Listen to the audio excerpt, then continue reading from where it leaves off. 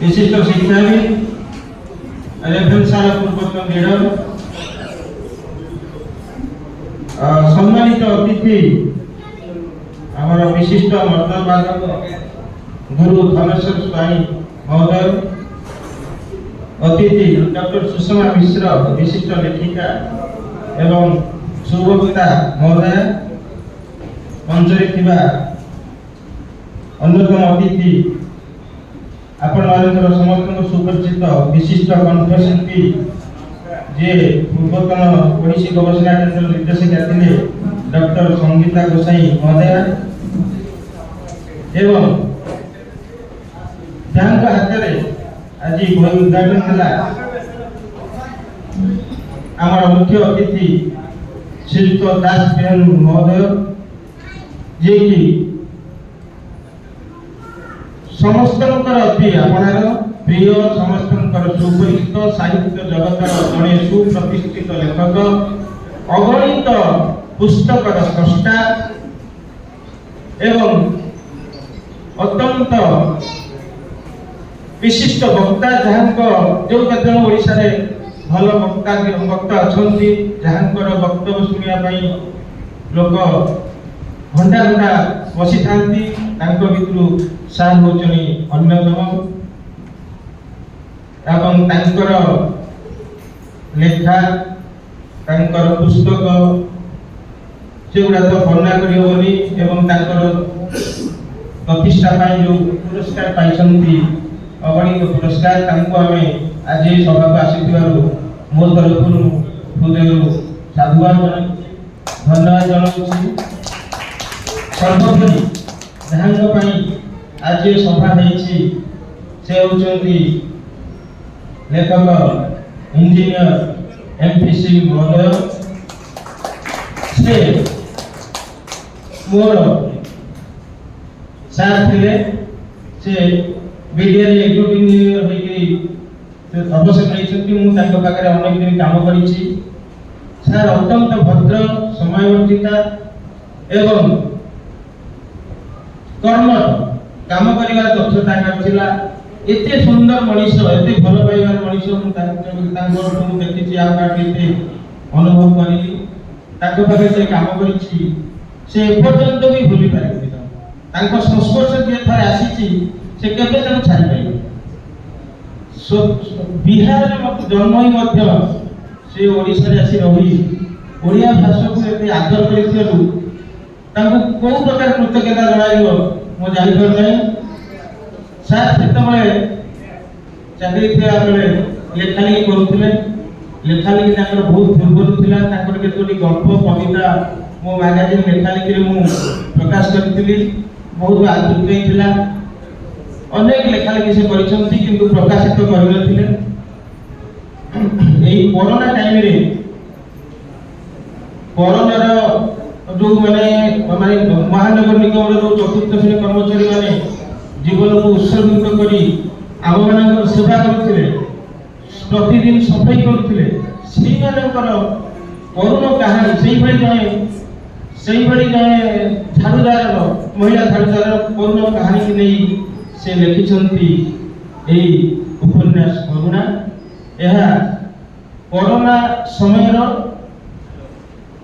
करुणा नामनी एक झाड़ूदार करुण कहानी जेहेतु मु प्रकाशक बही की प्रूफ देखला पढ़ी एत सुंदर उपन्यास सतरे आपड़ थे पढ़े न सरला पर्यटन केवे भी सही आगू कौन अच्छी जो उत्कंठा से लिखिं तार वर्णना सतरे यह एक आनंदर कथा यह एक सुंदर पुस्तक कोरोना केमिति अति गरीब परिवार आसी करुणा केमिति निजे निजको स्ट्रगल करिछि ता स्वामी के मध्य है छाड़ देछि ता पुओ को से के पढ़ेछि शेष गोटे बड़ इंजीनियर करैछि एवं सुख संसार प्रयासपात करुछि अति करुण भाव MP सिंह महोदय आपको लिखिछंती एक सुंदर पुस्तक तांको साधुवाद जनाउछि आपण माने बही नेले पढ़िबे हमर आज स्वतंत्र डिस्काउंट रे सेठी बिक्री होछि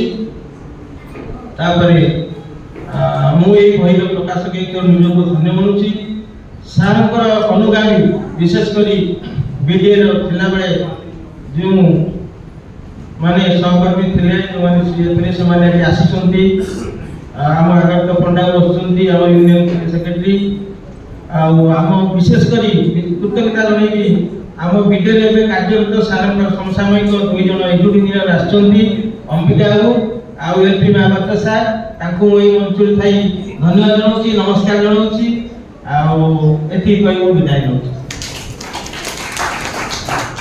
ପ୍ଲେଟୋ ଭଳି ଫିଲୋସଫର, ଲବ୍ଧ ପ୍ରତିଷ୍ଠ ଖ୍ୟାତନାମା ଗ୍ରୀକ ଦାର୍ଶନିକ କଳାକାର ମାନଙ୍କୁ ଏବଂ ଲେଖକ ମାନଙ୍କୁ ବାସନ୍ଦ କରିଦେଇଥିଲେ, ରିପବ୍ଲିକରେ ସ୍ଥାନ ଦେଲେ ନାହିଁ। କାହିଁକି ଜାଣନ୍ତି? ସେ କହିଲେ ଜଣେ ସାହିତ୍ୟ ଯିଏ ରଚନା କରୁଛି, ସାହିତ୍ୟ ହେଉଛି ବାସ୍ତବତା ଠାରୁ 2 ଗୁଣ ଦୂରତାରେ। ଇଂରେଜୀରେ କହିଲେ art is twice removed from reality. It means art has no realistic relevance. कला बा साहित्यर कौनसी वास्तव गुण नहीं, वास्तवता सह संबंध नहीं, यह संपूर्ण रूपे कल्पना प्रस्तुत। अरिस्टोटल तांकर जड़े अति आज्ञाधीन छात्र से सेठी अभियोग करे कहले sir I beg to differ with you, मो आपन सह एकमत होई पारुनी, क्षमा करिवे ना। काहे ना आपण केमिति कहउछथि art is twice remove from reality? मु तो कहबी कला नथिले वास्तवता नाही, वास्तवता नथिले कला नाही। कला एवं वास्तवता गोटिए मुद्रार दुईटी पार्श्व। Art is the manifestation of reality, art is the description of reality, art is the reflection of reality. करुणा उपन्यास को निया जाओ, जो सफाई कर्मचारी करुणा ता जीवनचर्यार जो संघर्ष एवं संघात प्रतिफलित होइछि उपन्यासिकारे। श्रीयुक्त सिंह एवं श्रीमती सिंह बालकनी रे बसिकरी तार जो प्रकार संघर्ष देखिचंती एवं सेतिरे तांकर मानवीय मूल्यबोध उद्रेक होइछि।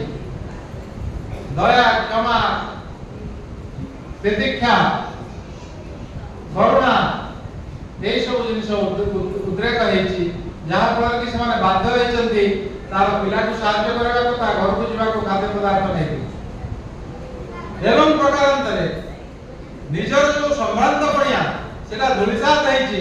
निज पिला माने तांको पचार कांती सेमाने नै छाडी दैछंती जलाश्रम रे, एवं सेही जलाश्रम रे प्रकारांतरे सेही जो करुणार पिला से जाई कि तांको उद्धार कर जे कलेक्टर होई जाय। ते बंधुगण कहबार तात्पर्य होछि एइटा जदि साहित्य हला, एइटा कोन वास्तवतार प्रतिफलन नुहे। एवं या द्वारा वार्ता कोन हला? आपण माने पढिछथि रेवती गल्प, फकीर मोहन सेनापतिकर चमत्कार गल्प रेवती, जोटा कि मु कहबी ओडिया साहित्यर एंतुडीशाल बा ओडिया गल्पर एंतुडीशाल, जोटी कि नारी शिक्षा से समय दिया जाउ नथिला। एवं जो आपनकर फेमिनिज्म वर्तमान चालिछि बा नारी सशक्तिकरण कथा कहला जाउछि, मु तो कहबी फकीर मोहन आसिले 19वीं शताब्दी रे, ता पूर्व बलराम दास आसिले 16th शताब्दी रे पंचसखा। से मध्य लक्ष्मी पुराण रे लिखिथिले जे नारी मानकर केते शक्ति। तेणु करुणा माध्यम रे श्रीयुक्त सिंह दर्शेबा चाहिछंती नारी अबला दुर्बला नुहे, नारी बहुत बलिया, नारी पाखरे आत्मविश्वास अछि, नारी पाखरे शक्ति अछि, नारी पाखरे दृढ़ता अछि। एवं से दृढ़ता, शक्ति एवं आत्मविश्वास माध्यम रे जेते समाजर जड़जंजा ताकु सब अतिक्रम करि जाई से साफल्य अर्जन करि पाछि। एवं पारिवारिक स्तर रे से निज परिवार को बहुत ऊंचा को ले जाई पाछि। तेणु एही होछ गोटे सफल कहानी। तेणु बंधुगण गोटे समस्या थिला जे आजकल विभिन्न स्थान में देखा जाए विभिन्न सभा समिति जाए श्रोता हो नांती, श्रोता माने को कहिकरी बुझेई फुसुले आनिया को पड़ुची। तेणु श्रोता न होवार कारण होची आजकल जो सोशल मीडिया हेची, ए सामाजिक गणमाध्यम हेची एवं विभिन्न प्रकार जो मनोरंजन रो साधन रहिची सेगुडी को परिहार करी सेमाने आसीबा को चाहनांती। जाओ मु देखुची आपण माने एक भिन्न स्वादर श्रोता, भिन्न स्वादर उपन्यास रो रस आस्वादन करबा पाए एठारे एकत्रित होई निश्चित भाव आनंदित प्रफुल्लित गर्वित उत्साहित बहुत बहुत धन्यवाद मु मोर सभापति अभिभाषण ये सांग करुच्ची गोटे श्लोक आकृति करुच्ची सर्वे भवन्तु सुखिनः सर्वे सन्तु निरामया सर्वे भद्राणि पश्यन्तु मा कश्चित् दुःखभाग् भवेत्। जय जगन्नाथ। धन्यवाद।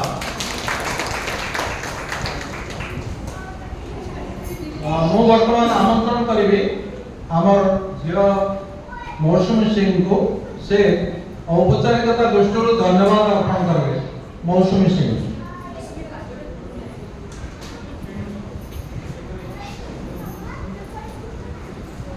समस्त उपस्थित अतिथि को मोर नमस्कार।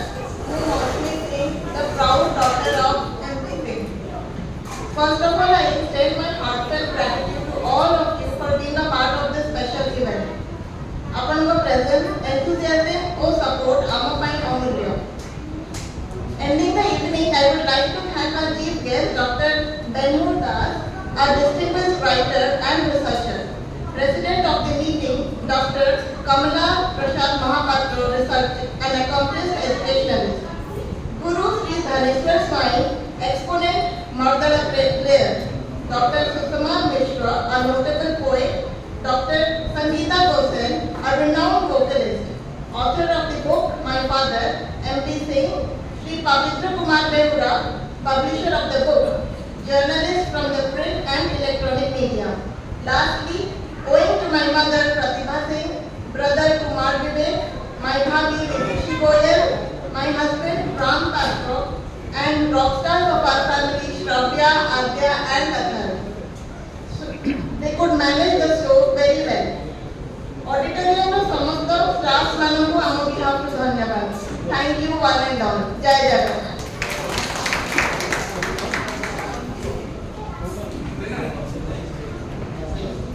Thank you to all the media people जो मैंने आसी थी एडी ए इवेंट रे हमको सहयोग देले। ओम नीलाचल निवासाय नित्याय परमात्मने बलभद्र सुभद्राभ्यां जगन्नाथाय नमः। नमस्कार, शुभ संध्या। मंचरे सभापति भाव में अछंती मोर परम बंधु प्रोफेसर कमला प्रसाद महापात्र महोदय एवं अतिथि भाव में अछंती श्रीयुक्त धानेश्वर स्वाई, श्रीमती सुषमा मिश्र महोदया, श्रीमती संगीता गोसाई महोदया एवं आज जो दुईटी बही उन्मोचित है तार लेखक इंजीनियर मुंद्रिका प्रसाद सिंह महोदय एठारे उपस्थित परिवार सदस्य सदस्य वृंद एवं बंधु बिरादर जो मैंने कर्मक्षेत्र में संगरे थे एवं वर्तमान से जो निवास कर से अंचल अनेक बंधु आसी जापर जो डॉक्टर भूया भी बस यूनिट 2 रे थिला बेले डॉक्टर बाबू के थोड़ा देखी जो स्टूडेंट था बीजेपी समस्त को शुभेच्छा ज्ञापन करुच्ची से सदैव उपस्थिति आज गोटे नुआ कथा कहूँ। एक समय गोटे बही प्रकाश पाँच तार दुईट भाषा बोधे प्रथम थर आज अनुभव करुच्ची एका बही दुईट भाषा प्रकाश पाँच आगे मुझे देखी ना गोटे बही दुईट भाषा प्रकाश पाए। इंजीनियर श्रीयुक्त सिंह जड़े इंजीनियर हिंदी भाषी अंचल लोक ओडिया से बसति स्थापन करिसें चाकरी कटक रे पाठ पढ़ी इंजीनियरिंग पाठ पढ़ी एवं ये बही प्रथम पुस्तक जहाँ कह से ओडिया जानी ना कि ओडिया लिखिं से एकमत नुहे से प्रतिदिन ओडिया पढ़ुं स्त्री हेले ओडिया कारण लिली मैडम को से प्रतिदिन पढ़िले जो दिन को बाहर 82 मसीह पृष्ठा पढ़िला बेले जीवन साथी से रही ओडिया घर ओडिया जीवन ओडिया सहधर्मिणी ओडिया पाठ पढ़ा कौन अच्छी ତେଣୁ ଓଡ଼ିଆ ଚଳଣି ଭିତରେ ସେ ନିଜକୁ ସାମିଲ କରିଛନ୍ତି ଏବଂ ମୁଁ ଅତ୍ୟନ୍ତ ଆନନ୍ଦିତ ଯେ କିଛି କିଛି ଲୋକଙ୍କର ନିଜର ମୌଳିକ ଭାଷାକୁ ଥାଏ ନେଇ ଗର୍ବ ଥାଏ ଯେ ମୁଁ ମୋ ଭାଷାରେ ଲେଖିବି, ଅନ୍ୟ ଭାଷାରେ କାହିଁକି ଲେଖିବି। କିନ୍ତୁ ସବୁଠୁ ବଡ଼ କଥା ହେଉଛି ଶ୍ରୀଯୁକ୍ତ ସିଂ ଓଡ଼ିଶାକୁ ନିଜର ଘର କେବଳ କରିନାହାନ୍ତି, ଓଡ଼ିଆ ଭାଷାକୁ ନିଜର ମୌଳିକ ଭାଷା କରିଛନ୍ତି। ତେଣୁ ସେ ଓଡ଼ିଆରେ ଲେଖିଛନ୍ତି। ତାଙ୍କ ସହିତ ମୁଁ କଥାବାର୍ତ୍ତା ହେଉଥିଲି, ଚମତ୍କାର ଓଡ଼ିଆରେ ବି କଥାବାର୍ତ୍ତା କରନ୍ତି। ତେଣୁ ମୁଁ ସବୁଯାକ ଶ୍ରେୟ ବର୍ତ୍ତମାନ ଶ୍ରୀଯୁକ୍ତ ସିଂ କି ଦେବା ସହିତ ତାଙ୍କ ସହଧର୍ମିଣୀ ମୁଁ ନିଶାଥିଲା ତାକୁ ଡାକିକି ଷ୍ଟେଜକୁ, କାରଣ ମୁଁ ଭାବୁଛି ତାଙ୍କୁ ବାହା ହେଇଥିଲେ ପୁଣି ଏ ଓଡ଼ିଆରେ ଲେଖିନଥାନ୍ତି। ତେଣୁ ସବୁ ଶ୍ରେୟ ଯିବ ତାଙ୍କ ପ୍ରତି। ଦ୍ୱିତୀୟ କଥା ହେଉଛି ବହୁତ ଭଲ ଲାଗିଲା ମୋତେ ଯେ ତାଙ୍କର ପୁଅ ବୋହୂ ଝିଅ ଜୋଇଁ ନାତି ନାତୁଣୀ ସାଙ୍ଗସାଥୀ ଏବଂ ସହକର୍ମୀ ଅତୀତରେ ଯେଉଁମାନେ ସହକର୍ମୀ ଥିଲେ ପ୍ରଦୀପ୍ତ ମୋ ନାଁ ତ କହିନି ଆମର ପ୍ରକାଶକ ମୋ ସାନ ଭାଇ ଭଳି ପ୍ରଦୀପ୍ତ କୁମାର ବେହୁରା ଏ ସମସ୍ତଙ୍କୁ ନେଇକି ଗୋଟେ ପାରିବାରିକ ଆଜି ବନ୍ଧୁ ମିଳନ ହେଲା ଭଳି ମୋତେ ଲାଗୁଛି। ଏ ବହିଟି ସମ୍ପର୍କରେ ମୁଁ ଆପଣମାନଙ୍କୁ କହିବି ଗୋଟେ ଉପନ୍ୟାସ, ଗୋଟେ 80 ପୃଷ୍ଠାର ଉପନ୍ୟାସଟି। ଉପନ୍ୟାସିକା କହିଲେ ଠିକ ହେବ, ଦାମ 150 ଟଙ୍କା ଏବଂ ଆପଣ ଗୋଟାଏ ଝଟକାରେ ପଢି ଦେଇପାରିବେ। ଶୋଇବାକୁ ଯିବା ପୂର୍ବରୁ ଯଦି ଆଜି ବି ଚାହିଁବେ ଯେ ମୁଁ ବହିଟାକୁ ପଢି ଦେଇ ଶୋଇବି, ଘଣ୍ଟେ ଭିତରେ ପଢା ସରିଯିବ। ବହିଟା ସହଜ ସରଳ ଭାଷା, ବିଷୟବସ୍ତୁ ଠିକ ଚଳଚ୍ଚିତ୍ର ଭଳି। ଆପଣଙ୍କୁ ଲାଗିବ ଏଥିରେ ବହୁତ କଥା ମିଶିକି ଅଛି। କରୋନା ସମୟର ସେ ଯେଉଁ ପରିସ୍ଥିତି ଆମେ ସମସ୍ତେ ଭୋଗିଛେ ସେ ସମୟଟାକୁ, ତେଣୁ ଆପଣଙ୍କୁ ଆପଣାରେ ଲାଗିବ ସେ କଥାଟା। ଦ୍ୱିତୀୟ କଥା ହେଉଛି ଯେଉଁ ପୃଷ୍ଠପଟର ଚିତ୍ର ଅଛି ତା ଦେହରେ କରୁଣା ବୋଲି ଯେଉଁ ଝିଅଟି, ତାକୁ କରୁ ବୋଲି ଡାକନ୍ତି, ତାର ପ୍ରକୃତ ନାଁ ହେଉଛି କରୁଣାମୟୀ। ସେ ବାହା ହେଇଛି ରାମ ପ୍ରଧାନକୁ, ପରେ ତା ନାଁ ହେଇଯାଇଛି କରୁଣା ପ୍ରଧାନ, କରୁଣାମୟୀ ପ୍ରଧାନ। ଏଥିରେ ଯେଉଁ ଚରିତ୍ର ଗୁଡ଼ିକ ସବୁ ଅଛନ୍ତି କରୁଣା ଠାରୁ ଆରମ୍ଭ କରି ଏବଂ ପରବର୍ତ୍ତୀ କାଳରେ ସେ ଆରମ୍ଭ କରିଛନ୍ତି ତାକୁ ପ୍ରଥମ ପୁରୁଷରେ ଲେଖାଟା ଯେ ସ୍ୱାମୀ ସ୍ତ୍ରୀ ବସନ୍ତି, ତାକୁ ଦେଖନ୍ତି ସବୁ କାମ କରୁଛନ୍ତି। ସେ କରୁଣା ଆସିକି କାମ କରେ, ସେଦିନ ହଠାତ୍ ଆସୁନି, ତାପରେ ଆଉ ଜଣେ ତା ଆଗରେ କାମ କରୁଛି ସୌଦାମିନୀ, ସେ ସୌଦାମ ଡାକିକି ପଚାରୁଛନ୍ତି, ତାର ଫୋନ୍ ନମ୍ବର ଦେଉଛନ୍ତି। ଏସବୁ ଯେଉଁ ଚିତ୍ରପଟ ପରବର୍ତ୍ତୀ କାଳରେ ତା ଜୀବନକୁ ସେମାନେ ତା ଜୀବନ ପରିସରକୁ ଆସୁଛନ୍ତି। ତାର ଗୋଟେ ପିଲା ପୁଅଟି ପିଣ୍ଟୁ, ଯାର ଭଲ ନାଁ ଅରୁଣ। ମୁଁ ସେ କଥାଟା ବୁଝେଇକି ଟିକେ କହିବାକୁ ଚାହିଁବି ଏଇଥିପାଇଁ ଯେ ଆମେ ଅନେକ ସମୟରେ ସାହିତ୍ୟର ବହୁତ ଉଦାହରଣ ଦେଉଥିଲେ ସଭାପତି ଶ୍ରୀଯୁକ୍ତ ଡକ୍ଟର କମଳାକାନ୍ତ ମହାପାତ୍ର। ସାହିତ୍ୟର ସମ୍ପର୍କରେ ମଧ୍ୟ ସୁଷମା ମ୍ୟାଡାମ କହିଛନ୍ତି ଅନେକ କଥା। ଆମେ ଏଠି ଯେତେ ଉପସ୍ଥିତ ଅଛେ ଆମ ସମସ୍ତଙ୍କର ସାହିତ୍ୟ ସହିତ ପରିଚୟ ଅଛି। ଛାତ୍ର ଜୀବନରେ ହଉ ବା ପରବର୍ତ୍ତୀ କାଳରେ ଆମେ ନିଶ୍ଚିତ କିଛି ନା କିଛି ସାହିତ୍ୟ ସହିତ ଅଛେ। ଆମକୁ କିଏ ବୁଝେଇବା ଦରକାର ନାହିଁ। ତାର ଯୋଉ ବସିଛନ୍ତି ଜଣେ ଡାକ୍ତର ବସିଛନ୍ତି, ଆମର ଭୂୟାଁ ବାବୁ ବସିଛନ୍ତି, ଡକ୍ଟର ଭୂୟାଁ, ସେ କହିବେ ମୁଁ ତ ଡାକ୍ତର ଲୋକ, ମୋର ସାହିତ୍ୟ ସେଥିରେ କ'ଣ କାମ। ଆମେ ଗୋଟିଏ ଭୁଲ କଲୁ ଯେ ସାହିତ୍ୟକୁ ଆମେ କେବଳ ଅକ୍ଷରରେ ଖୋଜୁ, ସାହିତ୍ୟକୁ ଆମେ କାଗଜ ପୃଷ୍ଠାରେ ଖୋଜିଲେ ହବନି। ଆମ ଚାରିପଟେ ସାହିତ୍ୟ ଅଛି, ସାହିତ୍ୟକୁ ଅନୁଭବ କରିବାର ଅଛି। ସାହିତ୍ୟଟାକୁ ଲେଖି ଦେଇଛନ୍ତି ମୁଦ୍ରିକା ବାବୁ ବା ମୁଦ୍ରିକା ପ୍ରସାଦ ସିଂ, କିନ୍ତୁ ସେଇ କଥାଟା ଯଦି ସେ କହିଥାନ୍ତେ କାହାକୁ ବସେଇକି କହିଥାନ୍ତେ ଯେ ଏମିତି ହେଲା, ଏମିତି ମୁଁ ସେ କରୁଣା ବୋଲି ଗୋଟିଏ ଝିଅଟିଏ ଥିଲା, ତାର ଏମିତି ତାକୁ ଏମିତି ସାହାଯ୍ୟ କରିଥିଲି, ତାର ଜୀବନର ଏଇଆ ଘଟିଥିଲା ଏବଂ ପରିଣତ ବୟସରେ ମୋର ଏଇଆ ହେଲା, ସେ ତାକୁ ନ ଲେଖିଥିଲେ ବି ସେ କାହା ସାହିତ୍ୟ।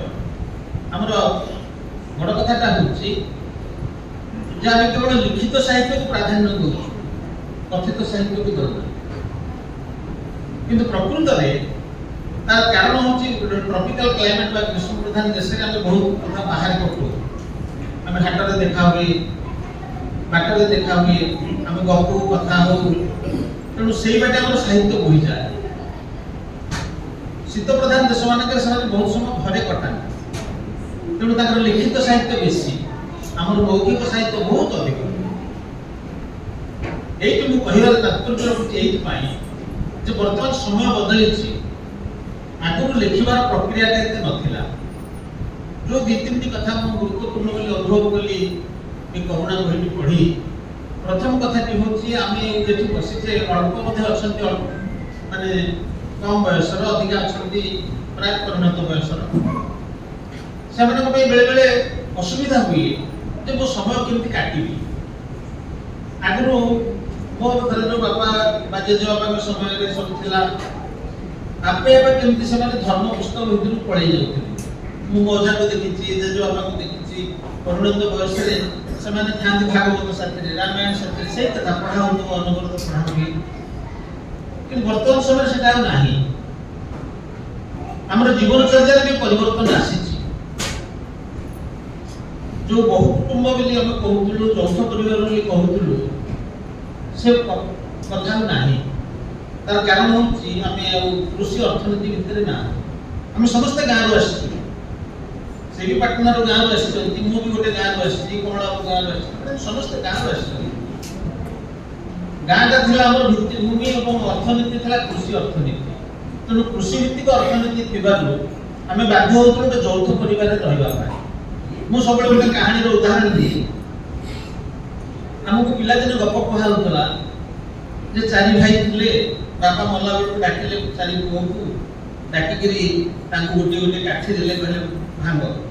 ସେ ଭାଙ୍ଗିଦେଲେ ଅନାୟାସରେ। ତାପରେ ସେ ଚାରୋଟି କାଠିକି କାଟି କରିକି କହିଲେ ଯେ ବର୍ତ୍ତମାନ ଭାଙ୍ଗ। ସେ ଚାରିଟା କାଠି ଭାଙ୍ଗି ପାରିଲେ। ସେ କାହାଣୀର ଉଦ୍ଦେଶ୍ୟ ଥିଲା ଯେ ତମମାନେ ସବୁବେଳେ ଏକାଠି ହେଇକି ରହିବ, ଭିନ୍ନ ହବ ନାହିଁ। ଏଇଟା ଏଇଥିପାଇଁ କରାଯାଇଥିଲା କାରଣ ଯେତେ ଭିନ୍ନ ହେବେ ସେତେ ହିଡ଼ ପଡ଼ିବ ବିଲରେ। ହିଡ଼ ପଡ଼ିଲେ ସେ ଜାଗା ସେତିକି ନଷ୍ଟ ହବ। ଏବଂ ଚାଷ ପାଇଁ ଏକାଠି ରହିବାର ଆବଶ୍ୟକତା ଅଛି। ଆଜି ଗୋଟିଏ ଭାଇର ଧର ଯୋଉ ଦେହ ଭଲ ନାହିଁ, ପାଣି ବର୍ଷା ହଉଛି, ତାକୁ ଅଟକି ରଖିବା ଦରକାର, ବଳିଆ ପିଟିରେ ପଳେଇବ। ତେଣୁ ବହୁତ ହାତ ଦରକାର।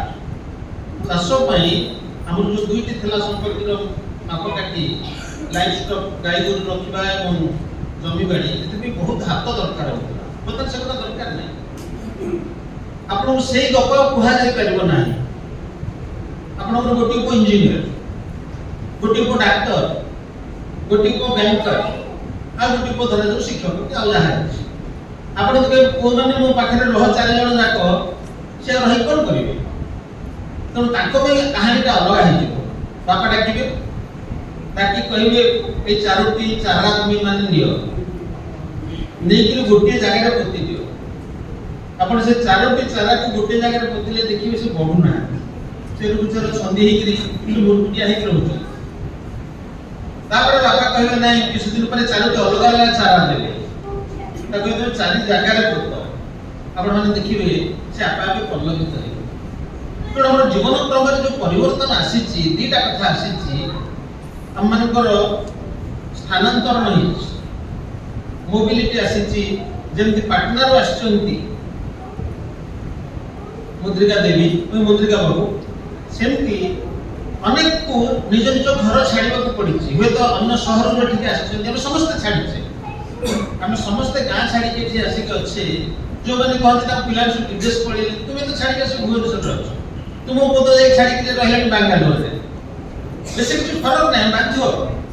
ପରିସ୍ଥିତି ଯାହା ହେଇଛି ସମାଜର, ଆଉ ଆମେ ଯୌଥ ପରିବାର ରଖିପାରିବା ନାହିଁ, ଏଇଟା ସତ କଥା। ଦ୍ୱିତୀୟ କଥା ହେଉଛି ଆମେ ଯୋଉ ସ୍ଥାୟୀ ଜୀବନ ଯାପନ କରୁଥିଲେ, ଆମ ଗାଁ, ଆମ ପୋଖରୀ, ଆମ ପରିବାର, କଥା ରହିବ ନାହିଁ। ତୃତୀୟ କଥାଟି ହେଉଛି ଯୋଉଟା ଆହୁରି ଗୁରୁତ୍ୱପୂର୍ଣ୍ଣ। ଆମେ ସେତେବେଳେ କହୁଥିଲୁ ଯେ 7ଟି ପିଲା ଯାହାର ଅଛି, ଯାହାର ଯେତେ ଅଧିକ ପିଲା ସେ ସେତେ ଭଲରେ ଅଛି। ତେଣୁ ସମସ୍ତେ ଚାହୁଁଥିଲେ ଅଧିକାଂଶ, ଆମର ଟିକେ ପୂର୍ବରୁ ମୁଁ ତ ଆମେ 4 ଭାଇ 2 ଭଉଣୀ, 7 ଭାଇ, 10 ଭାଇ, 11 ଭାଇ, ଯେପରି 14 ଜଣ ସେମାନେ ଥିଲେ ସୁଭାଷ ବୋଷଙ୍କର, କିନ୍ତୁ ନାହିଁ ସୁଭାଷ ବୋଷ ତାଙ୍କର। ସେ କଥା ହବ ନାହିଁ। ଏବେ ହେଉଛି ଆମର ଯୋଉ ଗୋଟିଏ ସନ୍ତାନ ଯଥେଷ୍ଟ। ୟାର ଫଳରେ ଆମର ପାରିବାରିକ ଏବଂ ସମ୍ପର୍କର ଯୋଉ ପରିସର ବଦଳି ଯାଉଛି। ଆଉ ଆପଣ ଦେଖିବେ ଆଗକୁ ଏ ମାମୁଁ ଡାକ ଆଉ ଶୁଭିବନି, ବେଶୀ ମାଇଁ ଡାକ ଶୁଭିବନି, ମଉସା ଡାକ ଶୁଭିବନି। କାରଣ ଗୋଟିଏ ପିଲା ହେଲେ କଥାଟା ଆଉ ଆସିବନି। ଗୋଟିଏ ବା ଝିଅଟି ହଉ, ସେ ପରିବାର ଯୋଉ କଥାଟା ଆମର ଥିଲା ସେ ହବ। ସେଇଥିପାଇଁ ଆବଶ୍ୟକ ପଡୁଛି। ଆପଣ ଏଇଥିପାଇଁ ଦେଖିବେ जे बहुत सांगे बहुत क्लब उठिबो जो कम्युनिटी हाउसेस आपण जोटी कॉलोनी थिबो जो कम्युनिटी घर करबा दरकार जेमति अतीत रे भाई बंधु कुटुंब हे कि रहउतले इ मौसा इ सारी सब कथा कहउतले से बदल जाई कि एबे संपर्क रहइबो ताकि के आछन कमला आछन बाबू आछन कर्म क्षेत्र रो आसीबे जो आपण अछंती आसीबे ये नुवा जीवन आरंभ होछ एई नुवा जीवन परिप्रेक्षी रे ये उपन्यास रे बहादुरी अछि ए बहादुरी होछि जे निजर भावना को अनुमान सहित बांटिबा काहे कि परिणत बयस रे मंद्रिका बाबूकर मन होइछि गोटे उपन्यास लिखिबा ପାଇଁ ये आपण मानक मध्य प्रेरणा दबो अरे मोर तो इति अनुभव अछि मु भी ताको लिखि पारि हमर परिणत बयस रे हम ପାଇଁ सब घर अछि पैसा अछि बयस भी साथी रे अछि बयस भी सुड अधिका हे जाइनी समस्त भी रुग्ण नहंती किंतु आवश्यक पडुची केमिति सफल भाव रे निजर जीवन को कटे ए सफल जीवन पाई ये उपन्यास रे वार्ता अछि हमें अनेक समय रे निजो को अन्यमान सहित जोड़ी पारना साहित्य बड़ काम होची मनुष्य को मनुष्य सहित जोड़ीबा साहित्य रो बड़ भूमिका अछि गोटे भल अनुभव को आ गोटे परिसर को नहीं जिबा आपण सेति में देखिथिबे जे जेते आपण भितर कठोरता थिले मध्य गोटे समय रे एमिति किछि किछि पढिबे आपण भितर गोटे विपत्ति सृष्टि हो सारा जीवन एक कथा घटी आपण मानक साथी भल गीत टी भल कहानी टी आपण मन दुख अछि जेम उदाहरण दउछ आपण मानक दुख काहर नाही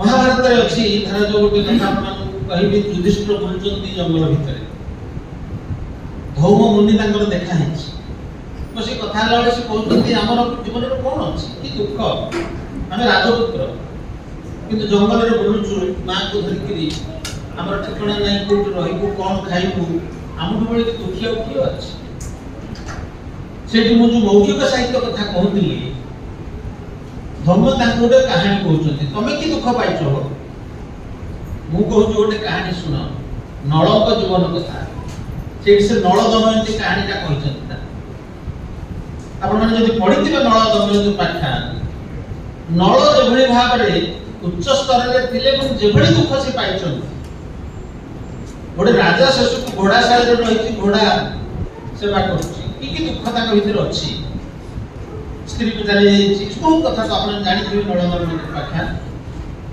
तो ए जो कहानी टी से सुनला परे युधिष्ठिर आश्वस्त होइछन अरे मो हमर की दुख हम तो नळठार अधिक दुख पाइलो तेणु साहित्य आपण एभली एक समय रे आपण तो भासी जाउते भाबिबे आपण को मन रे आसीछि जे एभली दुख मोर नाही मोर सब चले गला मोर अंक हे गला सब हे गला बहुत दुख तार थार जो अधिक दुख अथवा गोटे कहानी आपण पढि देबे कहिबे पढि देबे आपण के बहुत दुख पाइछि ये चर्चा तो सेति भी साहित्य करा जाए साहित्य हमको एभली एक कुशन दिए एभली एक स्थिति दिए जहाँ फल हमर दुखटा दुख ही रहे ना तेणु साहित्य हमको जोड़े परस्पर सहित जोड़े पुणी अतीत को आनी वर्तमान सहित जोड़े केबे घटितला से कथा किंतु वर्तमान सहित ताको जोड़ी दे हमें सेथु आनंद पाओ तृतीय कथा जो होची साहित्य रे गोटे बड़ दिग होची आपण जो स्तर रे थांते से स्तर रो उठी दो आपण केबे जीवन रे साहित्य करना हिंदी का किंतु आपण गोटे कहानी पढुचंती जे ता जीवन रे से एते कथा करेची से गोटे कांबाली रो को पानी के निज घरे रखीची पढेची एवं से पिला को मनीष करेची एवं परिस्थिति एमिति हेची जेति भगवान सिनेमा रे हेची से कहानी करा हेची एमिति परिस्थिति हेची निजर जो दुई पुओ जो माने विदेश रे अछंती से माने बापाटो दस्तखत करे नै जाय कि से घर केति बिक्री हो से व्यवस्था करछंती किंतु ए पिलाटी से जेते वृद्धाश्रम रे जाय करछंती कहानी रो शेष कथा घटिची से ही साहाय्य करछ आपण माने से सिनेमा जो देखिथिबे भगवान सेतेरे चारि पुओ तांकर चारि पुओ जाको के राजी नाहति बापा को रखिबा पय पाळी करके रखुचंती बापा पूजा एते दिन पुओ के दिन बापू जेम जाय के घटिला एवं शेष को सेतेरे बोधे सलमान खान नैचंती तांकर कोडी के से साहाय्य करदेले से बढिया कहानी सेतेरे जो अरुण बोली जो पिलाटी म आपन खाली से कहानीटा कहि दिए ठीक आपण ଆପଣ ତ ପଢିବେ।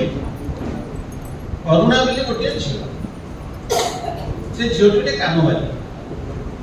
ଏମାନେ ସ୍ୱାମୀ ସ୍ତ୍ରୀ ବାଲକୋନିରେ ଦେଖନ୍ତି, ସେ କାମ କରେ ଘରେ, ସେ ଯୋଉ କରୋନା ପିରିୟଡରେ ଯୋଉ ଦୁଃଖର ସମୟ, ଏବଂ ସେ ହଠାତ୍ ଆସୁନି।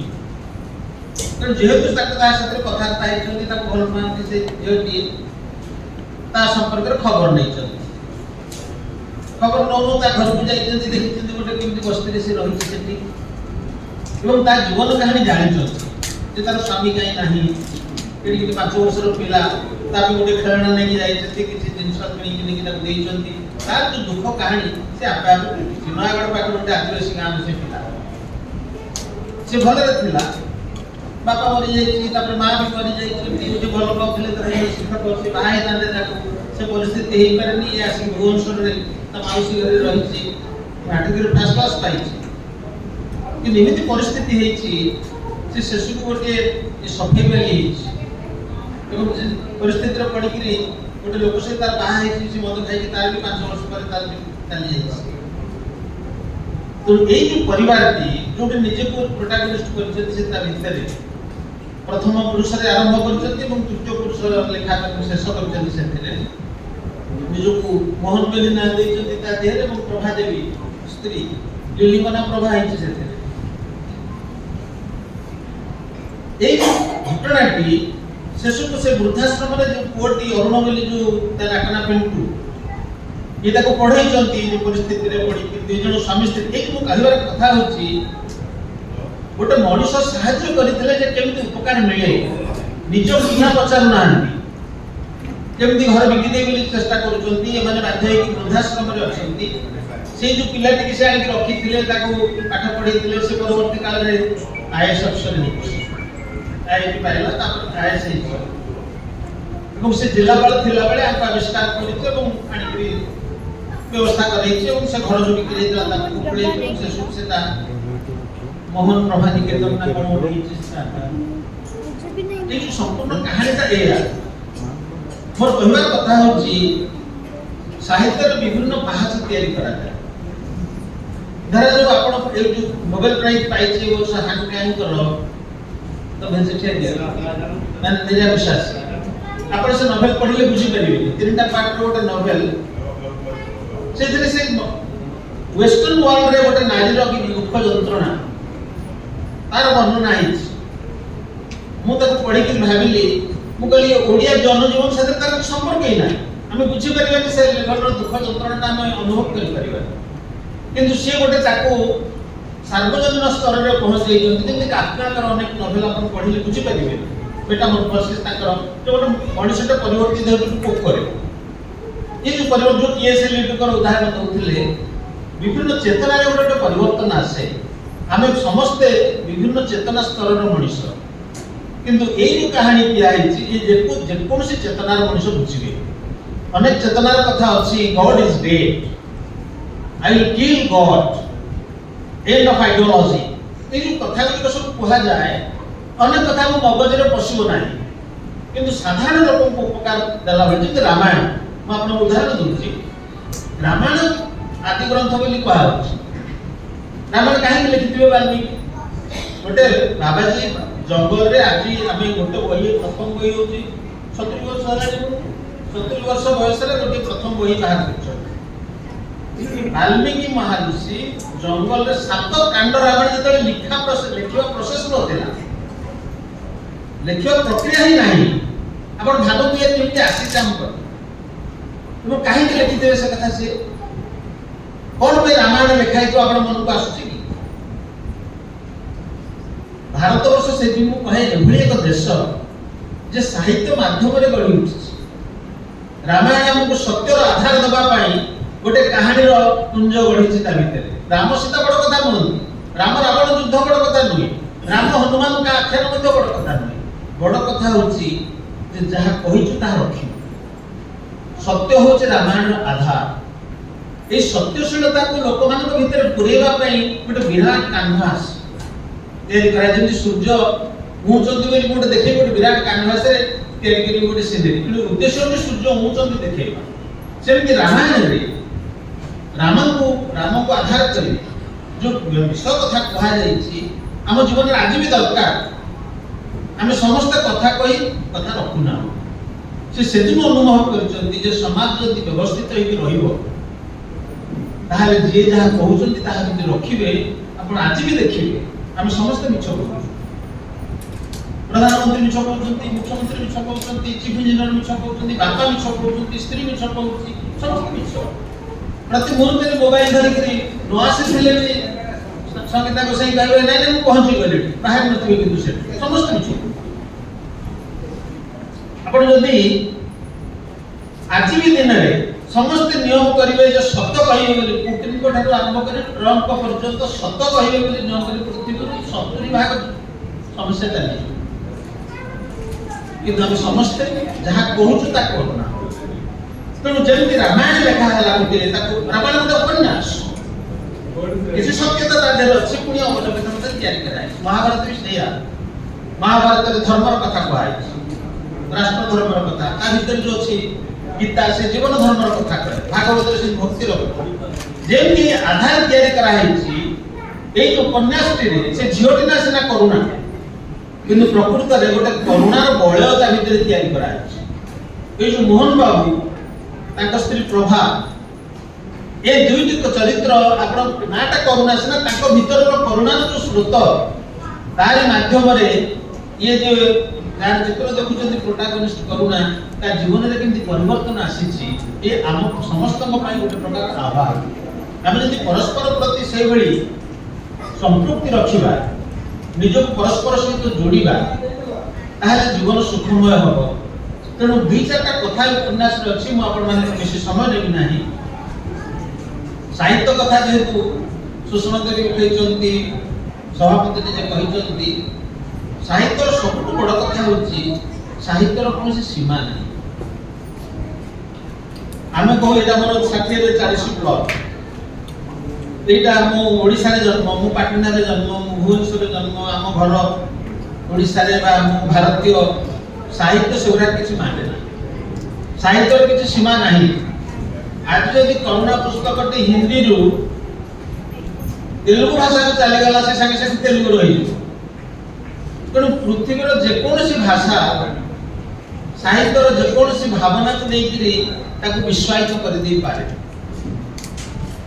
सेमती साहित्य भी भाषा रे सीमित नुहे ये ओडिया रे सिना लिखा है हिंदी रे भी लिखा है काली के आउ को भाषा में जो किए कहलो आपण हटा देखियो यदि सिनेमा हो करुणा आपण आज का कोठी पहुंच जदि आपण के नाट्य संलाप दबो नाट्य कर माने नाटक कर दबो ताको तैयारी कर दबो ताले आउ गोटे जागो ये पहुंच तेणु साहित्यर जो फॉर्मेट अछि जा जहां लिटरेचर कहत विभिन्न विभाग अछि विभिन्न विभाग मध्ये से ताको पाला करा जाई परिबो ताको दासकाठिया करा जाई परिबो ताको नाटक करा जाई परिबो ताको गपरे भी कहि दे जाई परिबो तेणु साहित्य बदलू थाए तार स्वरूप बदलाए साहित्य हम पहाच तैयारी करे साहित्य सीमा सरहद किसी माने ना भाषा भाषार सीमा सरहद माने नहीं कि कौन कथा कि माने ना एवं सबुठु गुरुत्वपूर्ण बोली कहबी आम मानक पई जो माने परिणत बयस रे पहुंचलेनी साहित्य जो भली सुख दिए साहित्य जो भली आश्रय दे आउ केही देबे ना आपण निर्मल रे बसी गोटे भल उपन्यास पढ़ुचंती कि गप पढ़ुचंती से जो आनंद आपण ताको आउ को आनंद सहित तुलना करि परिबे ना खाइबा पीबा सोइबा पैसा कोठा बाड़ी तार तुलना नहीं मतनु आज बंधु इंजीनियर मुद्रिका प्रसाद सिंह ए जो उपन्यास लिखिचंती अति क्षेत्र छोट उपन्यास के ता भितर से गोटे नुआ प्लावन रो कथा कहिचंती जोटा अति पुराना कथा हमर तो कारुण्य रस अछि से जो करुणार स्रोत एटा आम्पान पई दीटा कथा दउछ गोटे होछि अन्य को जति हमें असमय रे सहाय्य करिथिबा भगवान अछंती निश्चित भाव रे हम पई किछि ना किछि करुणार स्रोत को न को बाटे झरी आसम द्वितीय कथा होछि आधुनिक मनुष्यर सबुठार बड़ समस्या होछि तार एकांत भाव मनुष्य एकुटिया होछि सेही परिवार रे मु भी निज अनुभव करूछि कारण जेते जहा कहिले भी आपनक चेतनार कथा आपनक पुओ झियो नाती नातुणी धरि परिबे आपण जहा चाहुथिबे जे मो बोहू ए कथा करंता मो नाती ए कथा करंता সেটা যাহা কহিলে ବି ସେ ଗୃହୀତ ହବ ନାହିଁ, ଆପଣ ଦୁଃଖ ପାଇବେ। ସେଇଥିପାଇଁ ଆବଶ୍ୟକ ଅଛି ଏଇଥିରୁ ବୁଝିବା ଦରକାର ଯେ ଯେତେ ଚେଷ୍ଟା କଲେ ମଧ୍ୟ ଆମେ ସମସ୍ତେ ଚାହୁଁ ଯେ ଆମ ପୁଅ ନାତି ଆମ କଥା ଅନୁସାରେ ଚାଲିବେ, ମନ ଭିତରେ ଅଛି, କିନ୍ତୁ ସେଟା ସମ୍ଭବ ହବ ନାହିଁ। ବୁଝିଯିବା କଥା ଏଇ ବୟସରୁ ଯେ ମୁଁ ହୁଏତ ମୋ ସ୍ତ୍ରୀ ଯେତେବେଳେ ସମର୍ଥ ଥିଲା ମାଗିଦେଲେ 4 କପ୍ ସକାଳୁ ଚା ବସିକି ପିଉଥିଲି, ବୁଝିବା ଦରକାର ଯେ ମୋ ବୁଢ଼ୀ ଆଉ ନାହିଁ, ବର୍ତ୍ତମାନ ବହୁ ମୋର ସବୁ କଥା ବୁଝୁଛି, ମୁଁ ସେ 4 କପ୍ ଆଶା କରିବିନି। ତେଣୁ ଜୀବନ କ୍ରମରେ ଯୋଉ ପରିବର୍ତ୍ତନର ଧାରାଟା ଏ ଉପନ୍ୟାସ ମଧ୍ୟ ସେ କଥାରେ ଇଙ୍ଗିତ ଅଛି। ଦି ପୁଅ ସମର୍ଥ ହେଇଛନ୍ତି, ବିଦେଶରେ ଅଛନ୍ତି, ତଥାପି ତାଙ୍କ ଜୀବନ ଅସହାୟ ହେଇଛି, ଯିବାକୁ ପଡ଼ିଛି ବୃଦ୍ଧାଶ୍ରମ। ତେଣୁ ଇଏ ଗୋଟେ ନିଛକ ଜୀବନର କାହାଣୀ, ଗୋଟେ ଅସହାୟ ଜୀବନକୁ ସହାୟତା ଦେବାର କାହାଣୀ ଏବଂ ମଣିଷ ଭିତରେ ଯେଉଁ ଚେତନା ଅଛି ଅନ୍ୟ ପ୍ରତି କରୁଣା, ତାକୁ ମଧ୍ୟ ଟିକେ ଫିଟେଇ ଦେବାର ସୁଯୋଗ ତିଆରି କରାଯାଇଛି। ଚତୁର୍ଥ କଥା ହେଉଛି ଭାଷାର ବନ୍ଧନ ନାହିଁ। ନିଜେ ପ୍ରମାଣିତ କରିଛନ୍ତି ଯେ ଯଦି ତମେ ଗୋଟିଏ ଭାଷାରେ ବସି ଆଉ ଗୋଟିଏ ଭାଷାରେ ଚଳିଲ, ସେ ଭାଷାକୁ ବି ତମେ ଆପଣାର କରିଦେଇ ପାରିବ। କଥା କହନ୍ତି ଅନେକ ଯେ ଓଡ଼ିଶାରେ ଆସି ବିଭିନ୍ନ ଭାଷାର ଲୋକ ରହିଛନ୍ତି, ଗୁଜୁରାଟୀ ଅଛନ୍ତି, ବଙ୍ଗାଳୀ ଅଛନ୍ତି, କିନ୍ତୁ ଏମିତି ଆପଣାର କେହି କରିପାରେ ନା। ସେଥିପାଇଁ ବହୁତ ଧନ୍ୟବାଦ ଦେବା କଥା ଯେ ସେ କେବଳ ଭାଷାକୁ ଆପଣାର କରିନାହାନ୍ତି, ଓଡ଼ିଆ ଜୀବନକୁ ଆପଣାର କରିଛନ୍ତି ଏବଂ ସେଇଥିପାଇଁ ସେ ଯେଉଁ ସଂସାରଟି ଗଢ଼ିଛନ୍ତି ମୁଦ୍ରିକା ବାବୁ, ଲିଲି ମ୍ୟାଡ଼ାମ, ଇଏ ଗୋଟେ ଚମତ୍କାର ସଂସାର, ପିଲାମାନେ ସମସ୍ତେ ଏଥିରେ ଭାଗ ନେଇଛନ୍ତି। ତେଣୁ ମୁଁ ଶେଷରେ ତାଙ୍କ ପରିବାର ବର୍ଗଙ୍କୁ, ତାଙ୍କ ବନ୍ଧୁମାନଙ୍କୁ ଏବଂ ତାଙ୍କ ସହିତ ସେ ଯେଉଁ କପିଳେଶ୍ୱର ପ୍ରସାଦ କଲୋନୀରେ ଯେଉଁମାନେ ଅଛନ୍ତି ମୁଁ ସମସ୍ତଙ୍କୁ ନମସ୍କାର କରୁଛି। ଧନ୍ୟବାଦ।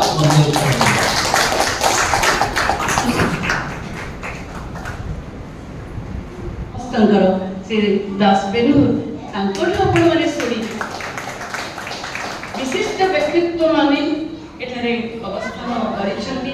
ତାଙ୍କର ଉପସ୍ଥିତିରେ ମୁଁ ଏଠାକୁ ଆସିଲା ପରେ ଭାବୁଥିଲି କ'ଣ କହିବି, କିନ୍ତୁ ଯେଉଁ ଗୋଟେ ନିଜ ଘରକୁ ଆସିଲା ଭଳିଆ ଲାଗିଲା। ଏଠି ସେମିତି ଗୋଟିଏ ଆଟକ ଔପଚାରିକତା ଏସବୁ ନାହିଁ। ଏ ରଙ୍ଗରାଗର ଅନ୍ତରଙ୍ଗତା ମୋ ଭିତରେ ରହିଯିବ। କୁନି କୁନି ଛୁଆମାନେ ବୋଧହୁଏ ଔପନ୍ୟାସିକ ମହାଶୟଙ୍କର ନାତି ନାତୁଣୀ ହେଇଥିବେ, ଆଉ ସେମାନେ ତ ଈଶ୍ୱରଙ୍କର ରୂପ ନା। ଲାଗିଲା ଯେମିତି ଭଗବାନ ଓହ୍ଲେଇ ଆସିଛନ୍ତି ସେଇ ରୂପରେ।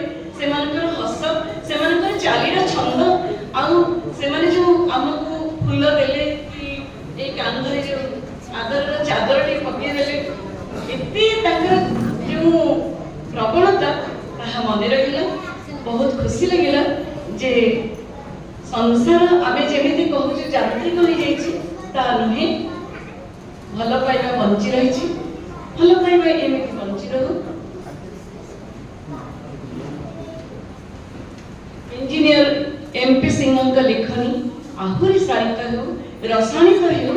ସେ ଆଗରୁ ଲେଖୁଥିଲେ, ହୁଏତ ଉତ୍ତର ଜୀବନରେ ଅବସର ପାଇଲା ପରେ ତାଙ୍କର ଲେଖା ବହି ରୂପ ନେଇଛି।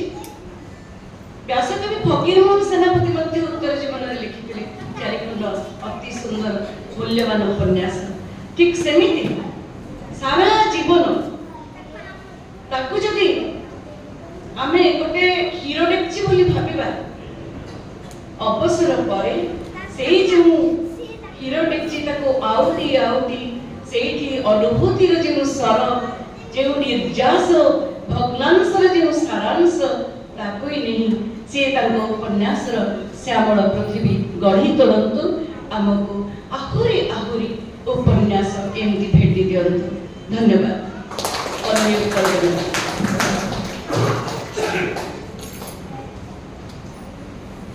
चमत्कार। धन्यवाद सुषमा मैडम।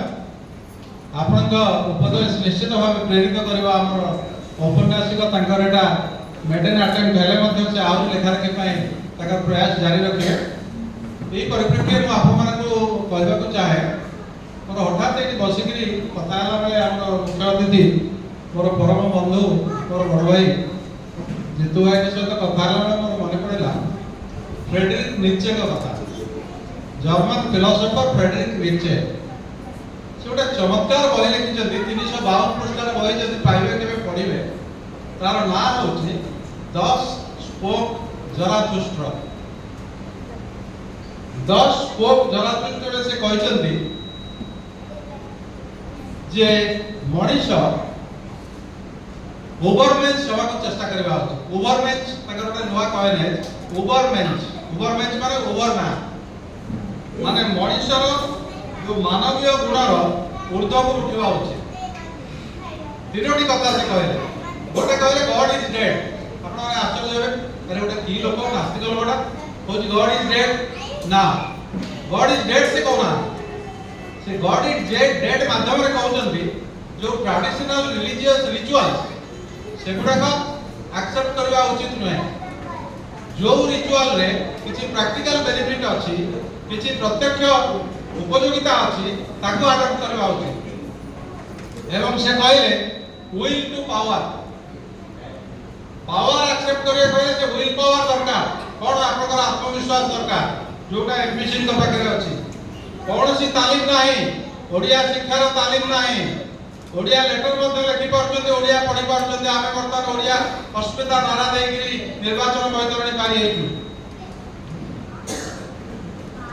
महाराष्ट्र रे मराठीटा को कंपलसरी करा आइछि किंतु हमर एट तो ओडिया कंपलसरी हेनी जदियो जातीय शिक्षा नीति कहिछि ओडिया कंपलसरी करबा को सेटा एपर तो हेई नाही हवा उचित जदि जातीय शिक्षा नीति ओडिया ओडिशा सरकार ग्रहण करूछन्ति ओडिया को मध्य कंपलसरी करबा उचित जो अनओडिया व्यक्ति माने बा परिवार माने एठी बसति स्थापन करिसंती सेमानक पिला माने ओडिया शिखिबा उचित तमिलनाडु रे तमिल कंपलसरी किंतु हमर एठी एमपी सिंह तांको घर बिहार से बिहार रो आसी एठी रही एठी भी पाठ पढ़ना बिहार रे पढ़चंती आपण ओडिया को एते निजर से करिसंती माने आम ठारे भी सुंदर ओडिया से कहि परछन देखो लेखि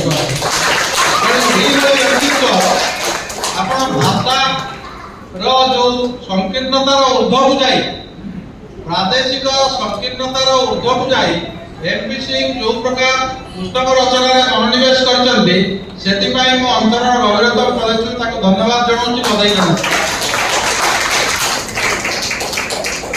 तापर से कहले मनुष्य ओवरमेंस हबो विल टू पावर हबो गॉड इज डेड कहले तापर कहले मनुष्य तीनोटी स्तर दे गति करे तीनोटी स्तर दे गति करे गोटे होची कैमेल ओट द्वितीय होची सिंह लायन तृतीय होची चाइल्ड बा शिशु जेमिति ओट कोन करे रास्ता रे ओट सब मजा हुए खाଇବା को न दियंतु पीवा को न दियंतु ता कुज भीतर सब खाद्य थाए ताको खाई करी से चले तमाने ओटर थाए कोन सहनशीलता ओटर थाए सेति की सहनशीलता एवं गोटे टफ बॉडी तार बहुत एनर्जी थाए स्ट्रेंथ थाए बल थाए तेणु किछि जो ओट भली चलला परे मनुष्य कोन करे से निजको धिक्कार करे बोले कोन करूची मो जन्मटा कोन ए थिला मो ए बोझ बोझी अन्य माने कर स्त्री कथा करतबी स्वामी भाई कथा करतबी गण कथा करतबी पिलान कथा करतबी मोर बिजर किछि नाही तापर से कोन करबो सिंह भली व्यवहार करे से तार आसट करबो निजर क्षमता जाहिर करबो एवं शिशु भली निजर जो आपनकर शिशु भली जो इनोसेंस जो निरीहपणिया से जाहिर करबो सेतरो तार वार्धक्य आसी जाय एटे चमत्कार कथा कहजन जे साहित्य हम न पढिबा ताले जिंस जानिबा को कहबार तात्पर्य होची मैक्स मुलर जर्मन राइटर को पचरा गला बोला तुमे दुनिया रे सबठार भलो जिंस बा भलो देश कोटा कहउछ ना मते यदि पचारिबो 100 टी देश भितरे प्राकृतिक सौंदर्य कला भास्कर्य स्थापत्य सौंदर्य प्राकृतिक सौंदर्य साहित्य सब यदि विवेचना करा जाए मो भारत को नंबर 1 रे रखिबी आपण चिंता करंतु German writer great German writer एवं फिलोसोफर आपण भारत को प्रशंसा करछथि बंधुगण हमर पिला माने जाईगिरी फॉरेन कंट्री रे चाकरी करछन मोर गोटे पिला भी अछि मु सोनी कहे तुम कोन मिलुची कोनटा सेठी अछि तमरे एठी नाही अरे एठी जहाँ अछि सेमाने को पाखे नाही सेमाने एठी के आसिले तोर से जानबी मोर जने बंधु तले गोटे इंजीनियरिंग कॉलेज रो मालिक संजोग क्रमे मु से इंजीनियरिंग कॉलेज रे डायरेक्टर चाकरी करथली मु सिटी नला पर अवसर नला पर से भद्रक एठी के आसिले एते इमोशनल हे पड़थि आपण चिंता करता भारत माटी भारत पानी पवन भारत आतिथ्य भारत खाद्य भारत जलवायु भारत साहित्य भारत कला भास्कर्य स्थापत्य ये सबू समस्त को निश्चित भाव बांधि रखी पारिछि सारा विश्व रे विषय कहबा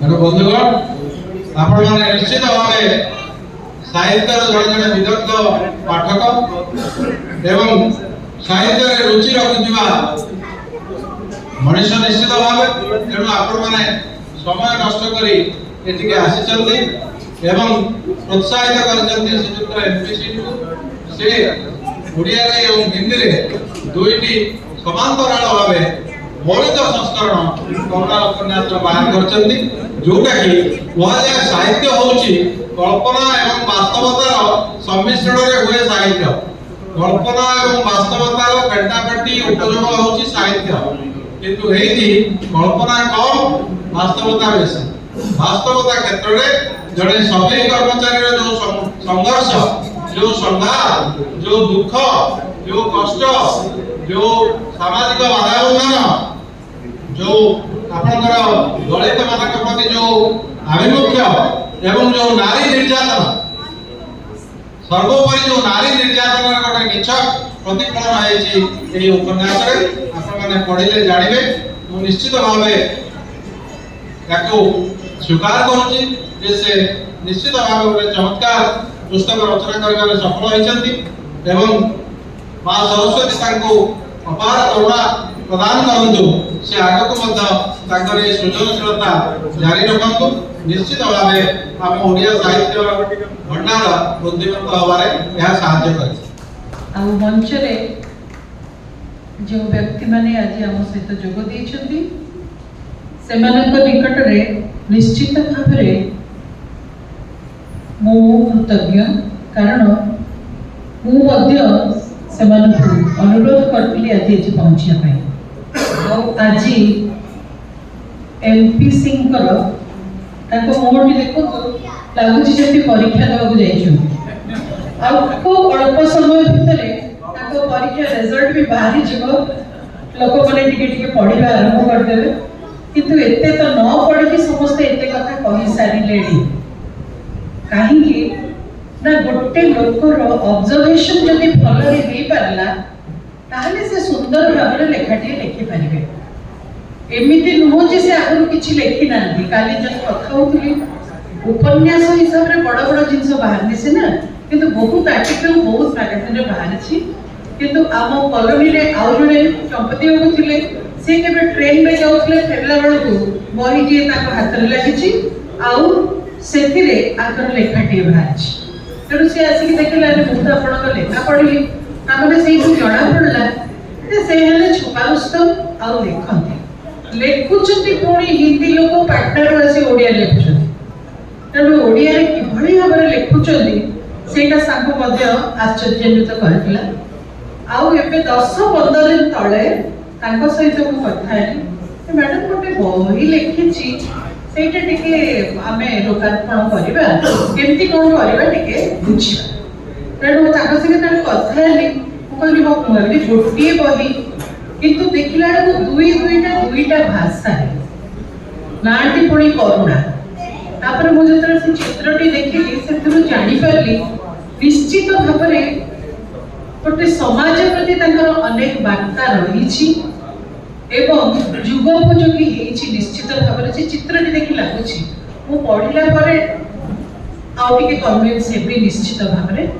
तेणु आउ विशेष भाबरे कहबेनी ताकर परीक्षा टाइम भी हे गलानी एमती खोलिला परे से आउ टिके रिलैक्स भी हे जिवे सहजरे साहित्य सभारे लोक माने आसते कथा उडा की सुनुची गीत नाच जोठी होची जिबा किंतु आपण माने साहित्य को भल पाउछथि बोली एवं एमपीसी को भल पाउछथि बोली आसी कि आपण माने पहुंचछथि। आ आज पर्यंत एमपीसी को पूरा नाम को जान नथि।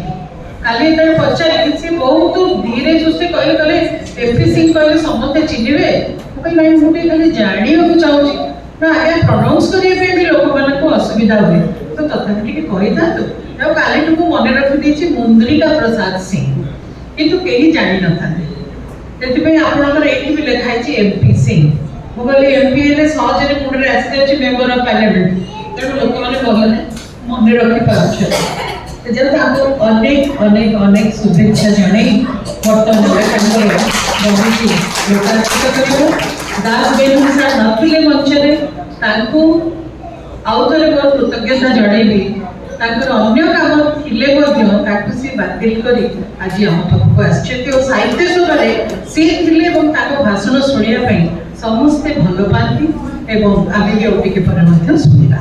ଧନ୍ୟବାଦ।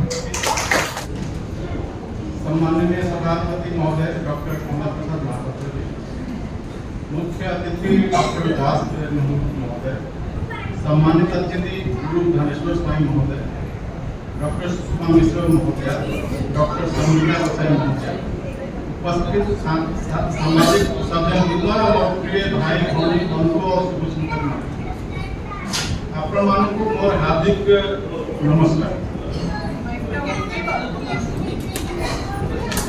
आजिर एही कार्यक्रम मो द्वारा लिखित ओडिया उपन्यास आम राज्यर बहुत सुनाम धन्य साहित्यिक मानक गहनरे उन्मोचित हेउछि।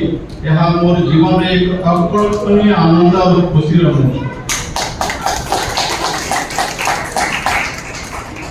आपण समस्त मन रे प्राय दुईटी प्रश्न आसुथिबो निश्चय। गोटी हला एही करुणा कहानी लिखवार तात्पर्य एवं द्वितीय की हला जे मोर ओडिया मातृभाषा न थाई कि ओडिया भाषा रे लिखली केमति। यह उत्तर मु केवल एतिकी कहबी कि मोर जन्म हिंदी भाषी राज्य बिहार रे हेले मध्य मोर जीवन रो महत्वपूर्ण समय ओडिसा रे व्यतीत हेछि ओ मु ओडिसा ओ ओडिया भाषा ओ ओडिया भाषी मोर प्राण ठारू मध्य बेसी भल पाए। ओडिया भाषा लिखा मोर गोटे निशारे परिणत हेला परे मु आज गर्व रे कहि पारिबी जे मु जने खांडी ओडिया जहाँ प्रतिफलन आज यही ओडिया उपन्यास जने निज जन्म माटी और मातृभाषा को केबे हेले भूली पारे ना तेणु यहाँ को रक्षा करियो जाए मु यही कहानी रो निजे हिंदी अनुवाद करके प्रकाश करियो। मोर इंजीनियरिंग पाठ पढ़ा परे भुवनेश्वर उन्नयन कर्तृपक्ष रे प्राय 33 वर्षर चाकरी पर निर्वाही यंत्री हिसाब रे अवसर ग्रहण करी एवं विभिन्न सामाजिक धार्मिक और सांस्कृतिक संस्था सह जड़ित होई एक सुस्थ सुंदर समाज गठन निज को नियोजित करि पारिछि। कोरोना कहानी रो जन्म बहुत पूर्व हो जाइतला जेतेबेले कोरोना भाइरस रो प्रकोप सारा दुनिया रे व्याप्त थिला। सही समय रे जने सफाई महिला कर्मचारी मोर दृष्टि आकर्षण करे। अल्प बयस किंतु तार निस्वार्थ एवं निर्भय कार्य देखी मोर इच्छा जागृत हेला ता विषय जानिबा पाए। आमे सकाळे निदर उठिला बेला को देखू जे किछि सफाई कर्मचारी तांकर काम रे लागि जाय छन। बेडे बेडे भावे एमाने खराब आशा खातिर न करी कि तांकर काम रे तत्पर थांती केते टंका पाउथिबे इत्यादि इत्यादि। थरे ता सही कथा प्रसंग रे तार सम्यक कस्टमर जीवन विषय जानिबा पई चेष्टा करथिली केमति करुणा निजर अभ्यास साहस अदभ्य साहस और धैर्य सह सामना करे निज जीवन रे एक सफल सोपान रे पहुंची पाई। मोर एही कहानी मनोरंजन पई नुहे बरं आदिर समाज और सरकार पई किछि वार्ता देबो पर चेष्टा करिछि। एथिरे मु केते सफल हेइ पाइछि आपण माने कहानी को संपूर्ण पढ़ले ही जानि पारिबे। मोर अनुरोध मोर प्रथम प्रकाशित पुस्तक रे निश्चित भाव रे केउठी न केउठी त्रुटि रहि जाइथिबो तेणु मोते जणैले यहा को आगु सुधारिबा पई मोते सुयोग मिलिबो। शेषरे आपण समस्त मोर अंतरु धन्यवाद अर्पण करूछि। मोर परिवार विषय में टिके कहू चाहे मोर परिवार होची गोटे भारत रो गोटे मिनी इंडिया जो कहा जाए मिनी भारत मु होची बिहार रो मोर धर्मपत्नी होचंदी ओडिसा रो मोर बहू यूपी रो मोर जोई होचंदी कहले चले आंध्रा तो एटा देखे बोले नॉर्थ ईस्ट वेस्ट साउथ सब मिसिकरी गोटे हमर परिवार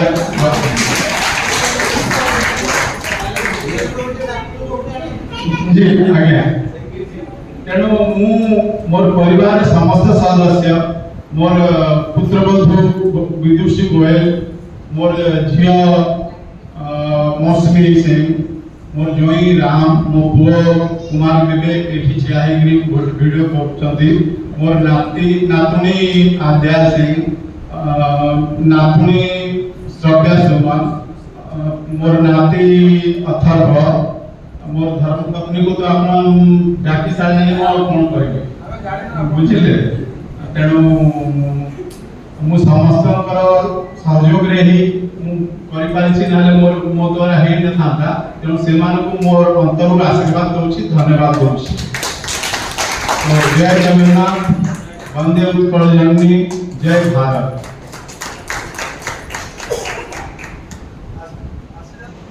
1840 मसीह शिल्प विप्लव आरंभ होला सेतबेले सब बहुत लोग छटे हे गले सेही समय लेखक मान को बहुत मिलेला सुजोग लेखिबा पाए आपण आजिकाली कहउछन्ती दलित साहित्य सेठी जो लोक मान को सुजोग रो वंचित हेले आपण दुई प्रकार लोक कार्ल मार्क्स जदि आपण कोट करिवे गोटे होउछन्ती बुर्जुआ गोटे होउछन्ती प्रोलेटारिएट ए जो प्रोलेटारिएट लोक माने जो माने मिल मानकर काम करथिले 10टा लोकर काम स्विच टिप देले गोटे लोक कला तेणु 9 जण लोक विदा करथिले संगीता गोसाई तांकर गोटे गीत शुणंतु आपण बा डॉक्टर सुषमा मिश्रकर गोटे चमत्कार कविता शुणंतु बा जितु भाईकर गोटे दास बेनेगलकर गोटे सुंदर हृदयस्पर्शी गप पढ़ंतु मन गोटे अलग प्रकार चमक सृष्टि हुए